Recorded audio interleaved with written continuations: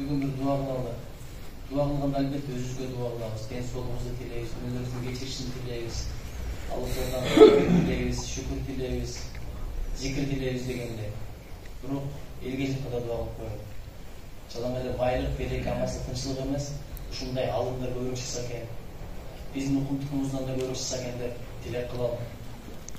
Мына ушул дары кылган берсеңиздер крандар турат.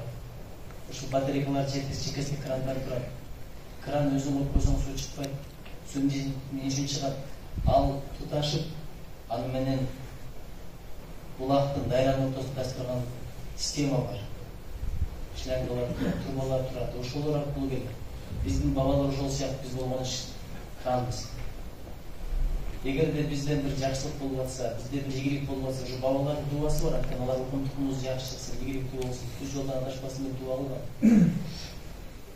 Зекет менен байлыгыңды сакта дейт, садака менен ден соолугуңа шифа бер дейт. Оорубасаң дарылан дейт. Бирок балекеттерди тосо турган, толкундарды тосо турган нерсе дуа. Ата менен апага дуа кылсаң дагы дуалар кабыл болбойт деген нерсе бар. Биз үчүн алар дайыма дуа кылат. Эмне үчүн апам барда ден соолугум чың болот дейт. Тилектерим жеңил кабыл болот дейт, рызкым жеңил болот дейт. Себеби апа дайыма атаман дуа кылат экен. Апа кетери менен ушул үч нерсе токтойт экен. Алар бизге өмүр бою дуа кылып да, кирүүсүндө дуа кылып жүрүп өтүп кетти. Азыр деле дуа кылып атат. Жамгыр жаап атат, балам түнү менен ибадат кылганы кетти. Аман эсен болсо экен, жыгылып калбаса экен, ач калбаса экен, кеч калбаса экен, жаман бирөөгө жолукпаса экен, өмүрү узун болсо экен, ден соолугу чың болсо экен, жүзү нурлуу болсо экен, сөзү күндүү болсо экен. Апанын дайым биз дуасындабыз. Биздин деген дуа кылбайбыз, Аллага дуа кылбайбыз. Мейли бул дүйнөдө болсун, акыретте болсун. Депутаттарга да дуа кылалы, министрлерге да дуа кылалы. Анткени мамлекет башында турганда кыямат жок болсо, баардыгына берекеси кесепет тиет экен. Эгерде такыбалык болсо, иман болсо, жоопкерчилик болсо, Аллахтан коркуу болсо, мамлекет башындагыларда анда бүт берекеси кесип кетет. Ошон үчүн Аллах Таала ниетибизге береке берсин, ниетибизди түз кылсын. Аллах Тааладан кечирим сурайбыз бүгүн кечте иншалла. Аллах ошону насип этсин. Аллах тофик берсин, күчүлүк берсе кечирим сурайбыз. Канча адамдар бар, намазды бул жака салам берген, бул жака өмүр жетпей калгандар болгон. Өлүм ушундай бар экен.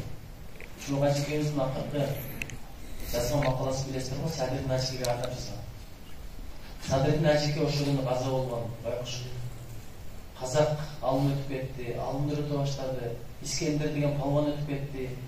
Садыр Нажик өткөндө аябай ыйланды да, алымды жоготса кандай, бир килим алган эле, тагдырына санакташ болчу. Ошондо жазып атып, Садыр Нажикке мен ооруп атам, эгер оорубаганда өзүм кепиндетелим, өзүм жутелим, өзүм коет элем, арман-ай, аттиң-ай, бирок ушундай болуп ооруп атам, мен бара албадым деп атып, аягына чейин чыкпаптыр ошол макала. Бирок биринчи жерге Садыр Нажикке түшкөн жок, Чубанашке түшкөн. Ошон үчүн оору дейт, төрдө соо көрдө деген нерсе бар. Балким акыркы түн ушулдур. Эмки Рамазанда ажыга барам, эмки Рамазанда умра кылам, эмки Рамазанда намаз баштайм дегендер, элинай бир убада берди, эмки Рамазан баштайсың деп. Тагдырда капкыр Рамазан болуп калсаң, не кылабыз ушуну? Ошон үчүн дуа кылалы, Аллах Таала узун өмүр берсин. Узун өмүр, анан узун өмүр, жаман өмүр дейт, эгерде жаман амалдар менен өтсө дейт. Ошон үчүн адам кылган амалы дейт, амалыңдын амалыңа кыласың. Эң жаман адам дейт, узак жашап, анан узак жылдар бою жаман амалдар кылган адам жаман адам. А бизге сүйлөп кое берет, Алла сүйөткөн ошон үчүн узак жашат. Алла билет, кимди сүйөт, кимди коет. Ошон үчүн Алла Таала жүрөктү карайт, бүгүн жүрөктөрдү тазалайын. Чын адамды кыйнаган адамдын өзүнүн жүрөгүндө экен. Ичинде болот адам кыйнаган нерсе. Күнөө келип, бандит кыйнаган жок, бийлик кыйнаган жок, налог кыйнаган жок, прокурор кыйнаган жок. Ичинде көрө албастык, ач көздүк, ичи тартык, айлакерлик, ошолор эле сени кыйнагат. Өзүңдүн душмандарың өзүңдүн ичинде. Эмне үчүн орозодо адам жакшы иштерди башташы жеңил болот? Анткени эки душман бар, экөө тең жеңил эткен. Бири өзүңдүн нафсиң. Нафси билесиздер, ысыкка да жеңил бет, суукка да жеңил бет, ачкачтыкка жеңил эткен. Экинчиси шайтан, шайтанды Алла Таала байлап берген. Ошон үчүн ушул күндөрү мешитке келиш оңой, жеңил, намаз башташ жеңил. Ушул күндөрдө өтүп баратат. Сахабалар 6 ай узаткан экен, кетип атканда ыйлашкан, биз болсо сүйүнүп атабыз. Кудай ашыр, 2-3 күн калды. 2-3 күндөн нормаль жей баштайбыз. Кадимки жашоо башталат. Уйку нормаль болот. Жок, алар ыйлаган экен. 6 ай узаткан дейт, 6 ай күткөн дейт. Пайгамбар эсен эскертип айтып турган экен, ey, Рамазан келатат, Рамазан деген бир ай келатат. Жакшы бир кошто келсе, жакшы бир конок келсе, жакшы бир маанилүү окуя болсо, алып эскертип турасың. Ушул сыяктуу. Ошон үчүн ушул Рамазанга жеттик, бул биздин чоң бактыбыз. Uzun ömür tileyli, uzun ömürümüzde eң чоң амалдарды кылалы. Бизден жарык жетсин, пайда жетсин. Ыйман менен жашап, ыйман менен өлөлү. Эч кимде кепилдик жок. Ыйман менен кетем деген. Азыр көчүдө чыккан бомж, балким олия болду деп. Азыркы эң диндин душман болгон кабыр олия болду деп. Эң олия ады болду деп, андай кепилдик жок. Тарихта болгон мындай нерселер. Ошон үчүн кичпейлик жакшы нерсе экен. Өзүбүздүн баарын жогору коелу. Алымды жогору коелу, булар билет. Арам эмне адал эмне. Тозоктун жолу кайсы, бештин жолу кайсы билишет. Алымдар жогору коелу, аксакалды жогору коелу. Алардын бизге караганда көргөн нерсеси көп, тажрыйбасы көп. Жаш баланы жогору коелу өзүбүздө. Анткени жаш бала анда күнөө жок. Жахилди да өзүнөн жогору кой дейт. Ал жахил билбей кылып атат, сен болсо билип кылып атасың. Bir günü olsun. Ошон үчүн баардыгы жакшы, бир эле мен жаман деп туруп эле дуа кылам. Мен чындап тарих окуп атканда Убайдулла Карикелер аркасында туруп алып оюма келди. Карикелер азыр чыкты. Карикелердин ордуна чыгып көргүлөчү. Жаттаган сүрөмөрдү айта албай каласың, какап чакап. Тилиңер булдураттап калат. Мен болуп көрдүм Питерге барганда, чыгарып коюшту эле, жакшынакай жаттап айтып жүргөн дуалардын арамын алдырып коюшту эсине. Убайдулланын аркасында турам, бир такалбай кетти го, бир такалбай. Ошондо ойлоп койдум, мен өзүм бештен мүнөт болуп жүрөм. Эми салыштырып көрөйүнчү, Куран боюнча салыштырсам, бул киши айткан го. Илим жагынан салыштырсам, чоң ажыкен деңгээлер айтканда биздики да такыбалыкта биздин такыбалар толтура, олиялар канча. Берешендер канча. Адамдардын көңүлүн көтөргөндөр канча, ооругандардан кабарлангандар канча, кайрымдуулар, беримдүүлөр канча. Бир гана Алла Тааланын мээрим болгон үчүн үмүтүбүз бар экен. Башка бир амалдын менен бешти кирип кетем, даража көтөрүлүп кетем, жо абайлардан алыс болот. Ошого чоң ажыкен азыр угуп келаттым, Алла Таала узуп койду. Насихат радиосунда бүт мындай топ чыгып. Ошондо эң жакшы дуа өңдөрдүн кечиришин тилеш керек. Бир жолу мен ажыга барып, чоң ажыкен менен бир жолу умрага баргам. 2013 ажыга барганда бир Дагестан бала барды, Дагестанец, Кыргызстанда. 4 кызы бар экен. Эртеден кечке дуа кылды, Арафатка чыгып. Кечте сурадым, уул сурадым десем, уул сураган убактым болгон жок, жеткен жок деп мен. Күнөөлөрүнүн гана кечирим сурадым мен. Игилге жетем десең, башка дуакеттерди кабыл кылышын кааласаң, күнөөлөрдүн кечиришин аябай сураш керек. Күнөө, мурунку күнөө бар, кийинки күнөө бар, алгачкы күнөө бар, акыркы күнөө бар. Эски күнөө бар, жаңы күнөө бар, жеңил күнөө бар, оор күнөө бар. Ачык кылган күнөө бар, жашыруун кылган күнөө бар. Күнөөнү кылган да күнөө, күнөөнү башка бирөөгө айткан да күнөө. Алла Таала жашырып коет десе, кечирип коет десе мактанып жүрөсүң. Мен жаш кезде андай элем, мындай элем, анда жаман элем, мынтип койчу элем, тигинтип койчу. Ошон үчүн бүгүн аябай дуа кылам. Өз жашын чыгышы кыйын. Жоголгон акчаңды эстеп ыйлаш оңой эле. Бирөөгө жетпей калсаң ыйлаш оңой эле. Бирок чындап Алладан коркуп ыйлап көрсөң аябай кыйын. Ошого эптеп-септеп окшоштуруп кылса ыйлаш керек. Алла Тааладан суранып чыгалы. Бул өмүр бою сурансаң, күн-түн сурансаң деле аздык болот. Баарыбызга берген даражаны берген Алла Таала, көздү берген, тилди берген, өмүрдү берген, мусулман кылган. Ушунча миллиард адам бар, азыр мечитте кайсылар өткөзүп атат. Ушундай немат жакшылыкты ким берди? Алла Таала берди.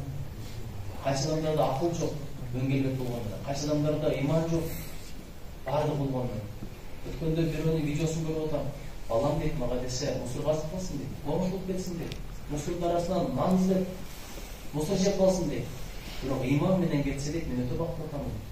Эң бай болсун, президент болсун, падыша болсун, дүйнөнүн бүт жакшылыктарын, алтын күмүшүн топтосун дейт. Бирок иманы жок кетсе, мен өтө бактысыз атамын. Ыйлап айтып атат ошо.